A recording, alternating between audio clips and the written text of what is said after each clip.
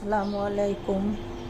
রমজানের অনেক অনেক শুভেচ্ছা সবাইকে। মজার ইফতার যেটা রেগুলারই পরিবারের জন্য বানাতে হয়, আর এই ডিমের চপটা বিশেষ করে আমার ছেলের অনেক বেশি পছন্দের। আমি কিন্তু ইফতারির কোনো আইটেমই ফ্রোজেন করি না, আমি রেগুলারই বানাই। কারণ যেহেতু আমার পরিবারের জন্য আমি খাবার বানাচ্ছি, তাই আমি নিজের হাতে অতি যত্নের সাথে সারাদিন রোজা রাখার পরে আমার পরিবার ইফতারি করবে, তাই সবসময় আমি চেষ্টা করি ফ্রেশ খাবারটা তাদের দিতে। আর আমি রেগুলারই ডিমের চপ, আলুর চপ, পেঁয়াজু, বেগুনি এগুলো বানাই, কারণ বিশেষ করে ডিমের চপটা আমার ছেলের অনেক বেশি পছন্দের। আর ডিমের চপটা একটু আলু দিয়ে এভাবে বেসনে দিয়ে ভাজলে ডিমের চপটা যে এতটা মজার হয়। আর ডিমের চপ ভেজে উঠিয়ে নিয়ে কিন্তু আমি এখানে আলুর চপ বানিয়ে নিব।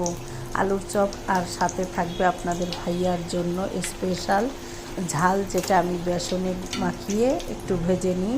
ছোলা মুড়ির সাথে এই ঝালটা খেতে অনেক বেশি মজার।